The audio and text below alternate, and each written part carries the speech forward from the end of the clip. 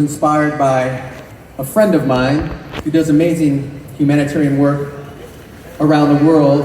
And the day our last soldier left, she called me and said, I need a contact. I said, why? She said, because we're going to go down and rescue American citizens in Afghanistan. And I said, you're telling me you're going to go risk your life to rescue the people that we left behind? And she said, who else is going to do it? And you can clap for her. Yeah. So I wrote Blood on My Hands as just an expression of rage that we would do that and break our promise to all the Afghans who fought with us and supported us and interpreters. And the song actually became a song that spoke for many of our Afghan veterans who felt betrayed by their leadership, their generals, General Milley, General Austin, who abandoned the Allies. That we're not supposed to do that. We're supposed to keep our promise and have the back of those who fight with us. But we didn't do that.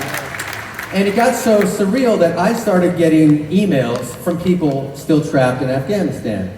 Some songwriter. How ridiculous is that? Frankly, just got one this week. Even more ridiculous.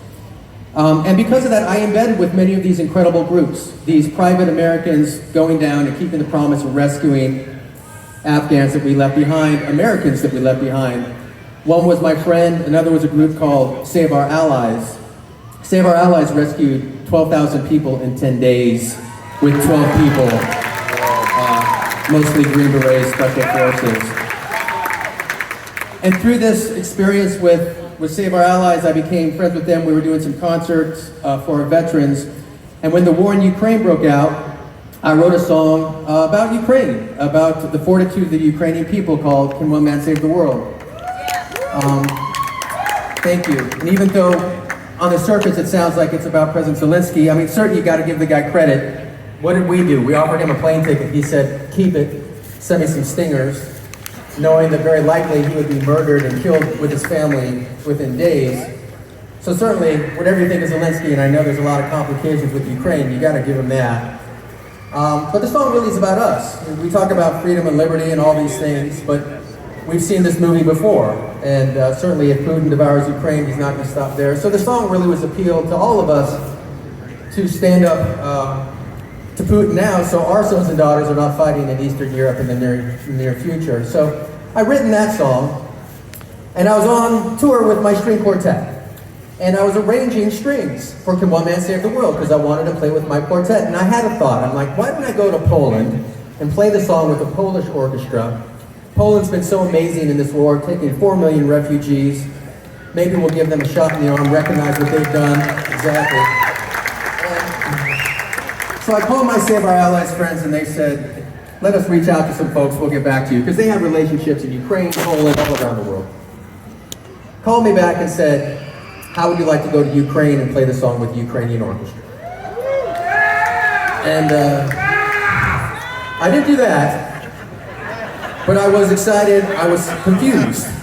Like, do they even exist? Turns out they did. There was a short window we could get everybody into Kyiv. They were scattered across the country. And lo and behold, I found myself in Ukraine a few weeks later performing the song Can One Man Save the World with the Ukrainian orchestra. In a very fitting place in my mind. If you haven't seen the video, please check it out. Just go on YouTube, Can One Man Save the World, featuring the Ukrainian orchestra, Fight for Fighting. And you'll see we played in a battlefield, a blown up airport called the Antonov Airport, in front of the symbol of Ukrainian independence. It's actually an airplane. It's called the Maria. It's the biggest cargo plane in the world. And it's the symbol on their army patch is the Maria. And at the outset of the war, when Putin tried to take Kyiv, he went to the Antonov airport and intentionally, cynically destroyed the Maria, blew the nose cone off, trying to gut the will of the Ukrainians. Well, going to Ukraine, I know that does the opposite. It just makes them madder. And so for us to play with this orchestra in front of the Maria, in the rubble, surrounded by blown up Russian tanks, jet fuel, was very humbling and inspiring. And I wish every American could have the same experience that I did. So what we're going to try to do right now is I'm going to play the song for you, Can One Man Save the World, with the audio from the Ukrainian orchestra. So you hear a little bit of what I heard that day outside of Kyiv in Ukraine. Can one man save the world? Who is this comedian? His audience more mice than men. The Superman Ukrainian, I don't know. Great grandson of the Holocaust, an Eastern heart the West hasn't lost. Nail or carry up his cross, I don't know. But he's got everyone thinking. Yeah, he's got all of us thinking. Can one man save the world in a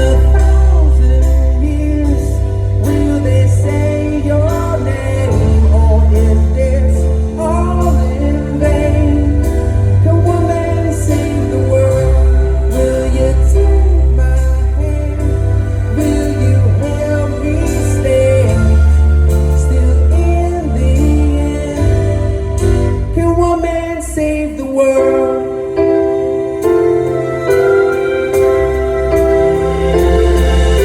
A lady pulls into her breast the bed, the devil stabs their chest.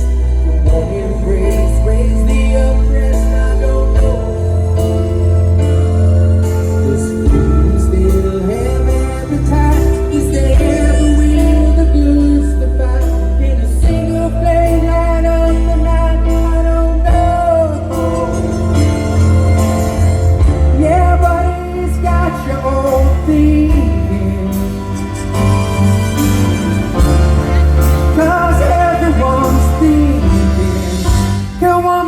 Save the world in 1,000 years.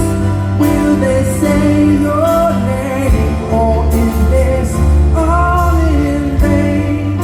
Can one man save the world? Will you take my hand? Will you help me stay still in the end? Can one man save the world? Am I alone in this?